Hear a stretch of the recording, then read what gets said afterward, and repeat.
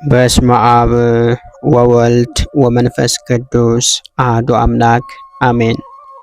በመጀመሪያም በክርስቶስ ክርስቲያን በወልድ ውሉድ በመንፈስ ቅዱስ መንፈሳውያን የተሰኛችሁ የክርስቶስ ቤተሰቦች የእናታችን የእመቤታችን የቅድስት ድንግል ማርያም የአስራት ያደራ ልጆች እስከ ሞት ድረስ በወደደንና ባፈቀረን በጌታችንና በአምላካችን በመድኃኒታችን በኢየሱስ ክርስቶስ ፍጹም የሰላምታ ቃል ሰላም እላችኋለሁ። እንደምን ሰነበታችሁ? አሚን። የጌታችንና የአምላካችን የመድኃኒታችን የኢየሱስ ክርስቶስ ስሙ ከአጽናፈ ዓለም እስከ አጽናፈ ዓለም ከፀሐይ መውጫ እስከ ፀሐይ መግቢያ ድረስ የከበረና የተመሰገነ ይሆነልን። እንዲሁም አትለየውምና እናቱ እናታችን እመቤታችን ቅድስት ድንግል ማርያም ስሟ የከበረና የተመሰገነ ይሆነልን። ቅዱሳን መላእክት፣ ቅዱሳን ጻድቃን፣ ቅዱሳን ሰማዕታት እግዚአብሔር ያከበራቸው ሁሉ እንደየክብራቸውና እንደየሞገሳቸው የተመሰገኑና የተከበሩ ይሆነልን። እንዲሁም የተወደዳችሁና የተከበራችሁ የሰንበት ሚዲያ የዩቲዩብ ቻናል ተከታታዮች ሁላችሁም በያላችሁበት የዓለም ክፍል የእግዚአብሔር አምላክ ሰላምና ፍቅር ከናንተ ጋር ይሁን። ይህንን መርሃ ግብር በየሥራ ቦታችሁ በየመኖሪያ ቤታችሁ ሆናችሁ በእምነት የምታደምጡ የቅዱሳኑ ረድኤትና በረከት ከናንተ ጋር ነው። እንዲሁም ከጠላታችን ከዲያብሎስ እስራት እንፈታለን፣ ከያዘንም ደዌ እንድናለን። ሁላችሁም የሰንበት ሚዲያ ዩቲዩብ ቻናል ተከታታዮች በሀገር ውስጥም በሀገር ውጭም ያላችሁ ይህንን መንፈሳዊ ቻናል ሁልጊዜ በየዕለቱ ሰብስክራይብ፣ ላይክ፣ ሼር በማድረግ አገልግሎቱን እንድትደግፉና ያላችሁን ሐሳብና አስተያየት በኮመንት ስር እንድታስቀምጡልን እንጠይቃለን። እንዲሁም የየዕለቱን መርሃ ግብሮች ሁልጊዜ በዚህ ቻናል ስለምንለቅ መርሃ ግብሮቹን በቻናላችን በመግባት እንድትከታተሉ ስንል በአክብሮት እንጋብዛለን። በድጋሚ እግዚአብሔር አምላክ ሰላምና ፍቅር ከእናንተ ጋር ይሁን። እንኳን በህዳር 24 ቀን ታስቦና ተከብሮ ለሚውለው ለአባታችን ለአቡነ ተክለ ሃይማኖት ወርሃዊ መታሰቢያ በዓል በሰላም አደረሳችሁ አደረሰን። የአባታችን አቡነ ተክለ ሃይማኖት ታሪክ ባጭሩ።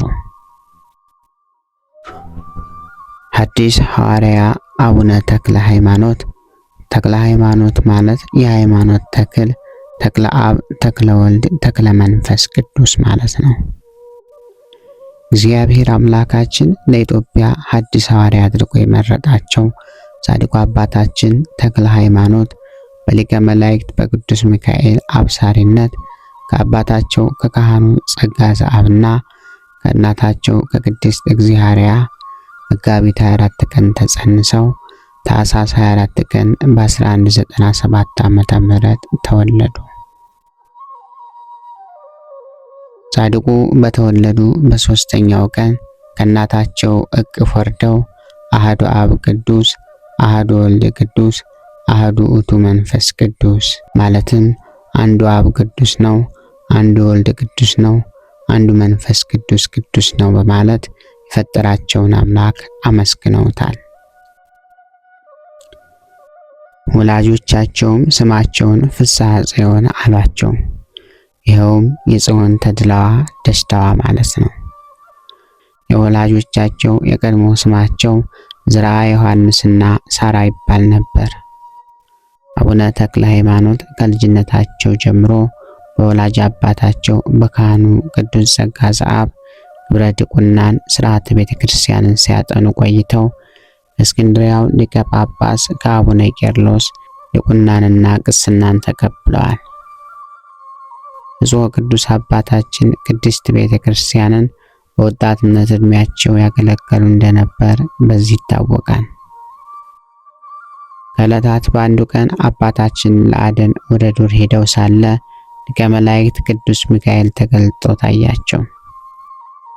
ቅዱስ አባታችንም እንደዚህ ባለ ገናንነት የማይ ጌታዬ ማነ ባሉት ጊዜ ቅዱስ ሚካኤል ዘወትር የምጠብቅ ካንተ የማልለይ እናትህንና አባትህን ስላንተ ከውሃ ስጥመትና ከምርኮ ያዳንኳቸው እኔ ሚካኤል ነኝ አለው። ከእንግዲህ አውሬ አዳኝ አትሁን፣ ሰውን ወደ እግዚአብሔር ለመመለስ ሰውን በትምህርት የምታድን ሁን እንጂ። እነሆ እግዚአብሔር ጽኑ ስልጣን ሰጥቶሃልና ሙት ታስነሳለህ፣ ድውያንን ትፈውሳለህ፣ አጋንንትንም አንተን በመፍራት ይሸሻሉ። ስምህ ፍስሐ ጽዮን አይሁን ተክለ ሃይማኖት እንጂ አለው። ትርጓሜውም ተክለ አብ፣ ተክለ ወልድ፣ ተክለ መንፈስ ቅዱስ ማለት ነው አላቸው። ቅዱስ ሚካኤል ይህን ሲነግራቸው ጌታችን በስጋ ከደቀ መዛሙርቱ ጋር እንደነበረ ሆኖ መልከ መልካም ጎልማሳ መስሎ ታያቸው።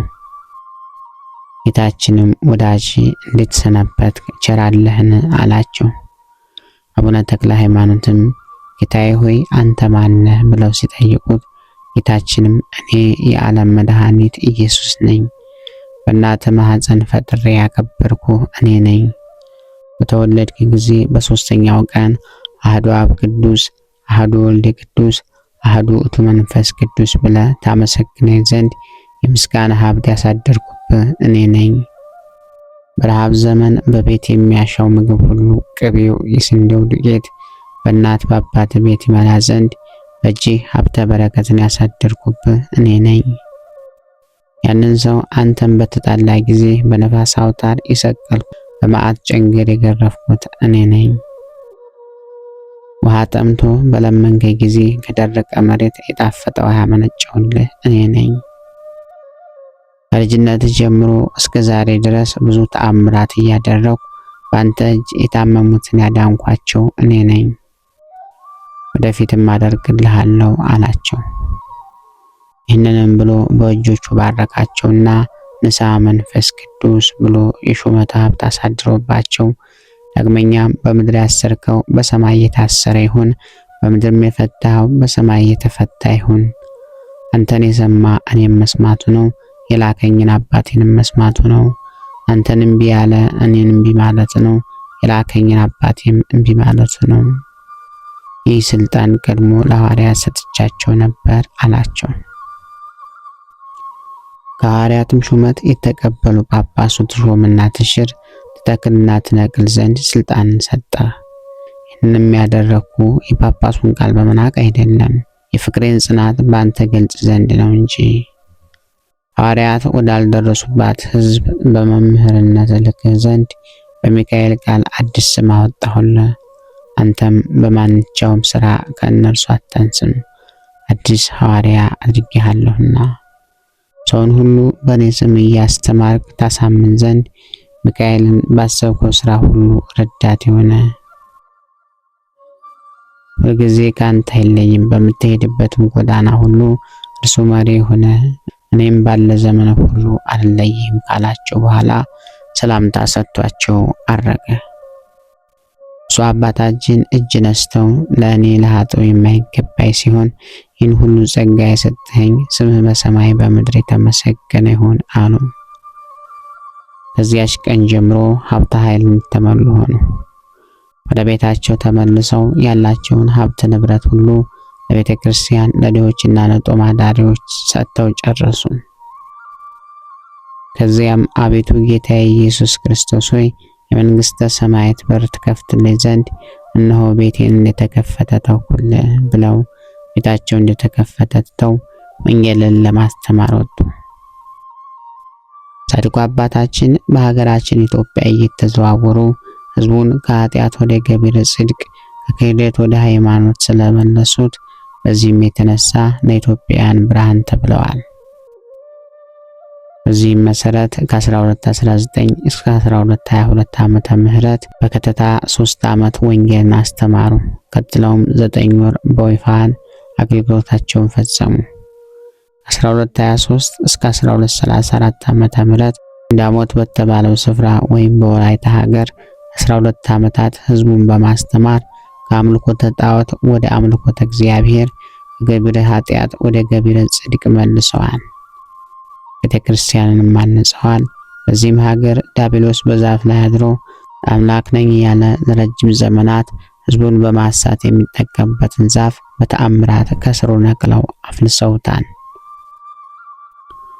ከ1234 እስከ 1244 ዓመተ ምህረት ባለው ጊዜ ደግሞ በእግዚአብሔር ፈቃድና ትእዛዝ ወደ አማራ ሳይንት ወሎ በመሄድ ከአባ በጸሎተ ሚካኤል ገዳም ገብተው ሥርዓተ ምንኩስናን እየተማሩ 10 ዓመታት የተለያዩ ገቢረ ተአምራትን በማድረግ በጉልበት ሥራም ሲያገለግሉ ኖሩ። 1244 እስከ 1254 ዓመተ ምህረት አቡነ ኢየሱስ ሞዐ ወደሚገኙበት ሐይቅ ቅዱስ እስጢፋኖስ ገዳም በቅዱስ ሚካኤል መሪነት ሐይቁን በእግራቸው እንደ ደረቅ መሬት በመርገጥ ወደ ደሴቱ በመግባት የአገልግሎትና የትሩፋትን ሥራ በማብዛት የምንኩስና ተግባራቸውን በመቀጠል ከፍጻሜ አድርሰዋል። በአባ ኢየሱስ ሞዐ እጅም የንጽህና ምልክት የሆነውን የምንኩስና ቀሚስን ተቀብለዋል። 1254 እስከ 1266 ዓመተ ምህረት ወደ ትግራይ ሄደው ከአቡነ አረጋዊ ገዳም ደብረ ዳሞ ገብተው በጊዜው ከነበሩት አበምኔት ከአባ ዮሐኔ ቆብና አስኬማ ተቀብለው ለ12 ዓመታት በገዳሙ በገድል በትሩፋት መንፈሳዊ ተጋድሏቸውን ቀጠሉ። የመነኩሳትን ትውልድ መመልከት ተገቢ ይሆናልና ርዕሰ መነኩስ የሆኑት አቡነ እንጦንስ በእግዚአብሔር ፈቃድና ትእዛዝ ምንኩስናን ከሊቀ መላእክቱ ከቅዱስ ሚካኤል እጅ ተቀበሉ። እንጦንስም ታላቁ መቃርስን አመነኮሷቸው። ታላቁ መቃርስም ጳኩሚስን አመነኮሷቸው።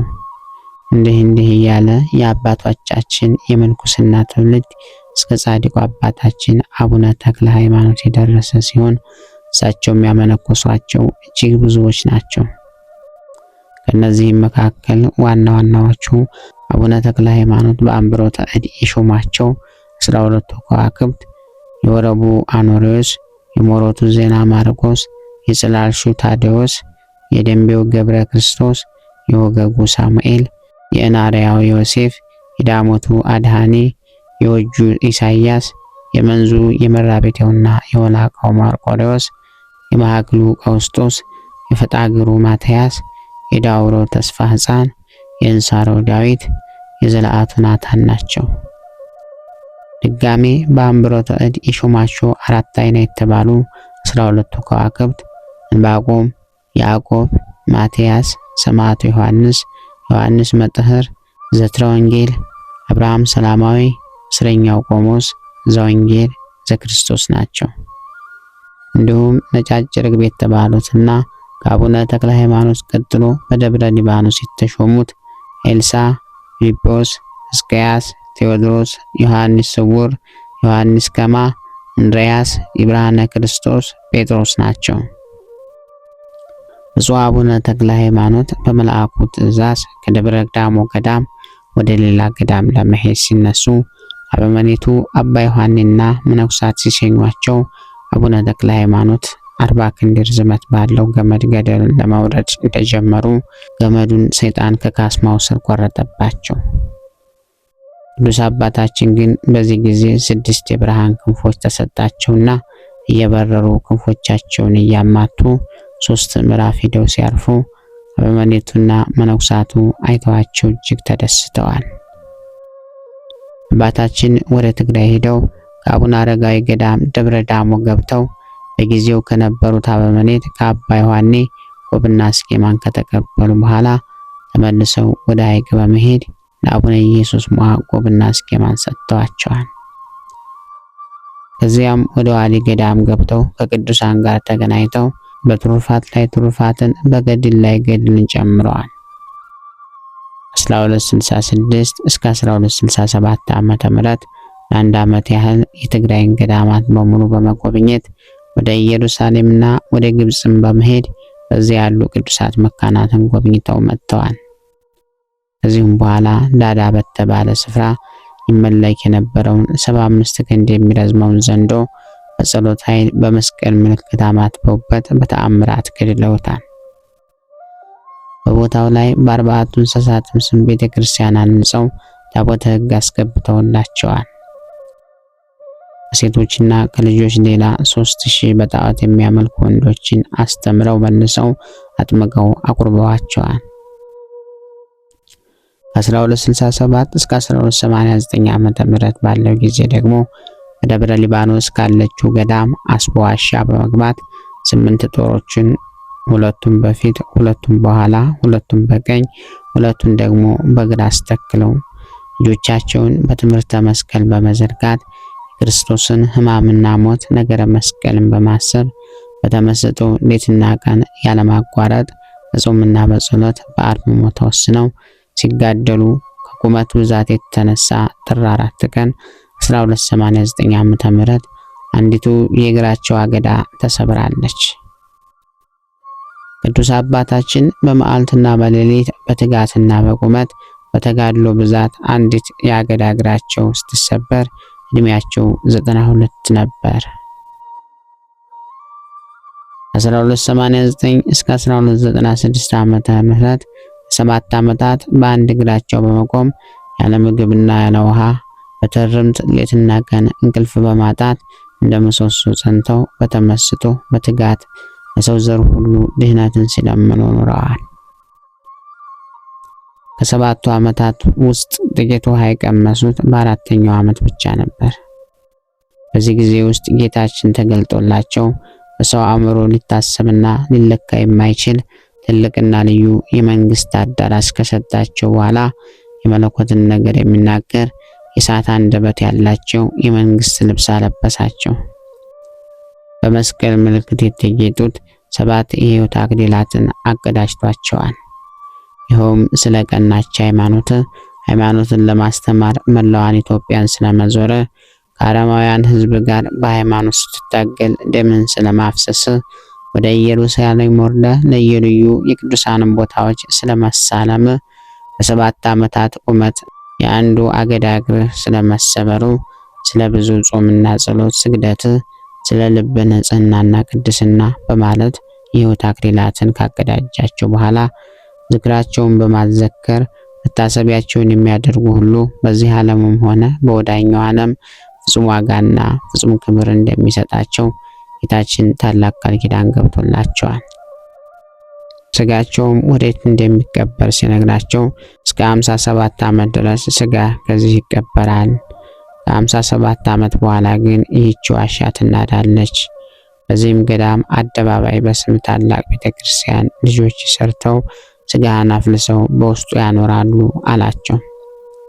በመጨረሻም አባታችን 10 ቀናት ያህል በተስቦ ሕመም ቆይተው ፈጣሪያቸው የገባላቸውን ቃል ኪዳን ለመነኩሳት መንፈሳዊ ልጆቻቸው ከነገሯቸው በኋላ ነሐሴ 4 ቀን በታላቅ ክብር አርፈዋል። አቡነ ተክለ ሃይማኖት ቅድስት ነፍሳቸውን ከቅድስት ስጋቸው ተለይታ ከመውጣቷ በፊት ልጆቻቸውን ሁሉ እየባረኩ ሲሰናበቷቸው በመሃል አንዲት ሴት አባታችን በቃለው የታሰሩ እንዳሉ ይፍቱ ስትላቸው እሳቸውም ከሰው እስከ እንስሳ ድረስ የታሰሩ የዱር አራዊትንም ሁሉ የተፈቱ ይሆኑ አሉ። በዚህም ጊዜ የዱር አራዊትና አዕዋፋት በአባታችን ቃል ግዝት ከታሰሩ ከ18 ዓመት በኋላ ተፈቱ። ይህችን መነኩሴት ልትራቀቅ ወዳ ለእኛም ለእነርሱም ብዙ ድካም አመጣች። ይህንን ተናግራ አራዊቱን ከስራታቸው ስታስፈታ በዚያ የነበሩ ሁሉ ደንግጠው ከፍርሃታቸው የተነሳ ወደ ውጭ ወጡ። አስቀድሞም አራዊቱ በብፁዕ አባታችን የተወገዙበት ምክንያት ደቀ መዛሙርቶቻቸው ለዕለት ምግብ ጥቂት የእርሻ ስራን በመስራት አተር ዘርተው ጎመን ተክለው ሳለ በወቅቱ ደብረ አስቦ ገና ምድረ በዳ ነበረችና እንደ ሽኮኮ፣ ጦጣ፣ ዝንጀሮ፣ ጃርትና ሌሎችም አትክልትን የሚያጠፉ ሁሉ የዘሩትን የተከሉትን እያበላሹ አስቸግሯቸው። ብፁዕ አባታችንም አትክልታችንን አጠፉብን ቢሏቸው ቅዱስ አባታችን እኛ ወደ ቤታቸው መጣንባቸው እንጂ እነርሱ ወደ እኛ አልመጡብንምና ተዋቸው አሉ።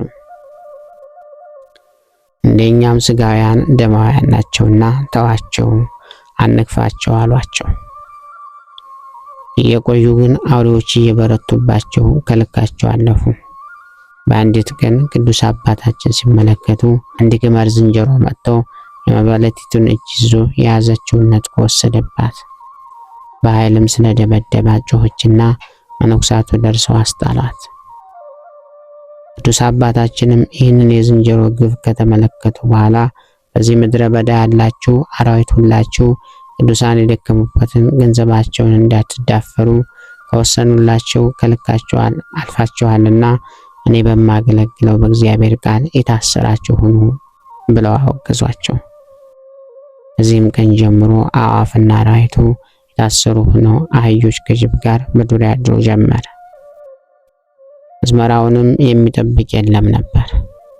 በዕለተ ዕረፍታቸው ግን ያቺ ችኩል መነኩሴት አባታችን በቃሉ የታሰሩ እንዳሉ ይፍቱ ስትላቸው አባታችን ለአራዊቱ ግዝታቸውን አንስተውላቸዋል። እሳቸውም ካረፉ በኋላ በመነገታው ልጆቻቸው አዝመራውን ቢመለከቱ አራዊቱ የዘሩትን ሁሉ በልተው ጨርሰውት ነበርና ያገኙት አንዳች ነገር አልነበረም። አህዮቹና ላሞችም በቀን በጅቦች ተበልተው ተገኙ። ጻድቁ አቡነ ተክለ ሃይማኖት በደቀ መዛሙርቶቻቸው አስቀድመው ልጆች ሆይ ሁሉም የመነኮሰ መንግስተ ሰማያት ይገባል ማለት አይደለም፣ ዓለምን በሚገባ የናቀ ብቻ ይገባል እንጂ መጀመሪያ የእግዚአብሔርን ጽድቁን ብቻ ፈልጎ ጾምና ጸሎትን አዘውትሩ፣ እርስ በርሳችሁ ተዋደዱ፣ ትእዛዛቱንም አጥብቃችሁ ጠብቁ እያሉ ከመከሯቸው በኋላ ስለ ራሳቸውም ሲናገሩ ለዓለም ጨው ለራሴ አልጫ ሆንኩ፣ ለዓለም ብርሃን ለራሴ ጨለማ ሆንኩ፣ ከእውነተኛው ዳኛ ከጌታዬ ፊት ስቆም ምን እመልሳለሁ እያሉ በፍጹም ትህትናና በልዩ መንፈሳዊ ተመስጦ ይጸልዩ ነበርና። አሁንም አባታችን የከበረች ቅድስት ነፍሳቸው ከስጋቸው ሳትለይና ይህንን ዓለም ከስጋ ከመለየታቸው በፊት የሚከተለውን የሃይማኖት ኑዛዜ አውርሰውናል። ልጆቼ አታልቅሱ፣ ነገር ግን የሽማግሌውን የአባታችሁን ቃል ስሙ። መጀመሪያ እምነታችሁ በእግዚአብሔር ላይ ይሁን። በዚህ ዓለም እንደተያዙ እንደ ዓለም ሰዎች ስለ ልብስና ስለ ምግብ ሐሳብ አታብሱ። በየጊዜው ሁሉ መጸለይን አታቋርጡ። ለቤተ ክርስቲያን ሌትና ቀን አገልግሉ። እግዚአብሔር በሚወደው ገንዘብ ንጽሐ ሥጋንና ጾምን ውደዱ። ውዳሴ ከንቱን የሚቀረውንም የዚህ ዓለም ክብር አትውደዱት። እናንተስ የቀደሙትን አባቶች በመከራና በድካም ብዛት ከዓለም የወጡትን በመጋደላቸውም ክፉውን ሐሳብ ድል የነሱት ምሰሏቸው። ፈለጋቸውንም ካልተከተላቸው ልጆቻቸው አትባሉምና በመከራቸው ካልመሰላችኋቸው በደስታቸው አትመስሏቸውም። በድካማቸው ካልተባበራችሁ ወደ ቤታቸው አትገቡ። የቀደሙትን ቅዱሳት አባቶቻችሁን መስላችሁ ኃጢአተኛ አባታችሁን እኔን ደግሞ ምሰሉ። ስለ ትርምቱም በመብል በመጠጥ ልባችሁ እንዳይከብድ ስጋ ከመብላትና ጠጅ ከመጠጣት ተጠበቁ። ለመመካትም በዓለማዊ ልብስ አታይጡ፣ የመላእክት አስኬማ ከዓለማዊ ሥራ ጋር አይስማማምና። ዓለምንም በዓለም ላይ ያለውን ሁሉ አትውደዱ፣ ዓለሙም ፍቃዱም ኃላፊ ነውና። የእግዚአብሔርን ፍቃድ የሚያደርግ ግን ለዘላለም ይኖራል። ልጆች ሆይ ትሩፋትን ሁሉ በችኮላ ሰርታችሁ በጎይቱን ሃይማኖታችሁን አስከትሏት። ለነፍሳችሁ እንጂ ለሆዳችሁ አትገዙ። ሁላችሁ ወንድማማች ሁኑ፣ እርስ በርሳችሁም ተፋቀሩ። ከመንፈስ ቅዱስ የሚገኝ ፍቅር ኃጢአትን ያጠፋልና የነፍስና የሥጋን ርኩሰት ያነጻልና። ይህንንም ብትጠብቁ በእውነት ልጆቼ ናችሁ፣ የሕይወትንም ፍሬ የምታፈሩ ትሆናላችሁ። ወደ እግዚአብሔር ፊት በክብር ትደርሳላችሁ። ልጆች ሆይ ሰላም ለእናንተ ይሁን አሉ። አባታችን ይህንንና ይህን የመሳሰሉ በጎ የነፍስ ስንቅ ለልጆቻቸው ከመከሯቸው በኋላ ቅድስት ነፍሳቸው ከስጋቸው ተለየች። መድኃኔ ዓለም ክርስቶስ ከቅድስት ድንግል ማርያም እናትና ከቅዱሳን መላእክት ጋር ተገልጾ ቅድስት ነፍሳቸውን ንጽሕት ነፍስ ሆይ ወደ እኔ ነይ በማለት በክቡራን እጆቹ አቅፎ ሳማት። ቅዱሳን መላእክቱ የጻድቅ ሰው ሞቱ በእግዚአብሔር ፊት ክቡር ነው እያሉ በታላቅ ዝማሬ ላይ ካሳረጓት በኋላ በሥላሴ መንበር ፊት ሰገደች። ወስቴውም አስቀድማ በሕይወተ ሥጋ ሳለች ወዳየችው የዘላለም ርስቱ አስገቧት። ጌታችንም በዓይን ያልታየ በሰውም ሕሊና ሊመረመር የማይችለውን ትልቅ የመንግስት አዳራሽ አወረሳቸውና የመለኮትን ባህሪ የሚናገር የእሳት አንደበት ያለው ልብሰ መንግስት አለበሳቸው። በአምስቱ መንግስተ ሰማያት በ15 አህጉረ ገነት ላይ ሾማቸው። ስማቸውንም ከሚጠሩት ነፍሳቸው ሁሉ ጻድቅም ቢሆን አጣም ቢሆን ወደ ክቡር አባታችን ተክለ ሃይማኖት ሳያደርሱት ወደ ዘላለም ርስቱ ወይም ወደ ሲኦል አያስገቡትም። ይህችንም ነፍስ ባየችው ጊዜ አባቴ ተክለ ሃይማኖት ሆይ እያለች ትጮኻለች። ብፁዕ አባታችንም ወደዛች ነፍስ ተመልክቶ በጎ ስራ የተገኘባት እንደሆነ ስሙንም በመጥራት በአማላጅነቱ የታመነች እንደሆነ አባትሽ እኔ ነኝ ይላታል። ወደ ፈጣሪውም አማልዶ በተሰጠው ቃል ኪዳን ወደ ዘላለም ሕይወት ያደርሳታል። የቅዱስ አባታችን በዓላት እነዚህ ናቸው። መጋቢት 24 ቀን በ1196 ዓመተ ምህረት ጽንሰታቸው፣ ታኅሳስ 24 ቀን በ1197 ዓመተ ምህረት ልደታቸው፣ በኅዳር 24 ቀን ከ24ቱ ካህናተ ሰማይ ጋር በሕይወተ ሥጋ እያሉ የሥላሴን መንበር ያጠኑበት ሲሆን ጥር 4 ቀን በ1289 ዓመተ ምህረት ደግሞ በጸሎት ብዛት አንድ እግራቸው የተሰበረበት ዕለት ነው። ነገር ግን የዕረፍታቸውን ቀን ይዞ በዚሁ በጥር ወር በ24 ይከበራል። ነሐሴ 24 ቀን በ1296 ዓመተ ምህረት ዕረፍታቸው ነው። በግንቦት 12 ቀን በ1353 ዓመተ ምህረት ፍልሰተ አጽማቸው ነው። ቅዱስ አባታችን በሞት ከማረፋቸው በፊት አስቀድሞ ጌታችን እንደነገራቸው ሥጋቸው ከነፍሳቸው ከተለየች ከ57 ዓመት በኋላ የካቲት 19 በጸሎት ላይ ለነበሩት ለአቡነ ሕዝቅያስ ተገልጠውላቸው ጌታ የገባልኝን ቃል ኪዳን ይፈጸም ዘንድ ሥጋ የሚፈልስበት ደረሰ። ሌሊቱንም በምስጋና በጸሎት በመንፈሳዊ በዓል አድርጉ። እኔ ኃጥኡ በሞትኩበት ቀን እንደነበረው ምስጋና አቅርቡ። ሄደህ ለ12 መምህራንና ለልጆቼ ግንቦት 12 እንዳከብሩ ንገራቸው። በፍልሰቴ ቀን አባቴ አባቴ የሚለኝ ሁሉ ይምጣ። ያኔ እኔ ወዳጄ ሚካኤልና ልጄ ፊልጶስ አብረን መተን እንባርካለን። ምልክትም ይሆን ዘንድ በምመጣበት ጊዜ የጠፋ የመቅረዙ መብራት ይበራል አሉት። ከዚህም በኋላ አቡነ ሕዝቅያስ በአባታችን ተባርከው ሄደው በአራቱም አቅጣጫ ላሉት 12 መምህራንና ለክርስቲያኖች ሁሉ አባታችን የነገሩትን የፍልሰታቸውን በዓል ስለማድረግ ወደ ፍልሰቱ በዓል ያልመጣም በዚያች ቀን በሰማይ ለምልጃ አባቴ እንዲያይለው እርሱም ልጄ እንዲያይለው ጨምረው መልእክቱን ላከላቸው። እነርሱም ከያሉበት ተሰብስበው መጥተው የቅዱስ አባታችንን ሥጋውን አውጥተው ወደ ቤተ ክርስቲያን አፍልሰው 3 ጊዜ መቅደሱን አዙረው በዓሉንም አባታችን እንዳሉት በዝማሬና በምስጋና አክብረው ወደ ውስጥ አስገቡት። በዚህም ጊዜ ብፁዕ ቅዱስ አባታችን ተክለ ሃይማኖት አስቀድመው እንደተናገሩት ጠፍቶ የነበረው መብራት ቦግ ብሎ በራ። ቅዱስ ሚካኤልና ከልጃቸው ከአቡነ ፊልጶስ ጋር በመሆንም በዓሉን ያከበረና የነበረውን ተክለ ሃይማኖት የጸጋ ልጆቻቸውን ሁሉን የሚባርኩ ነበር።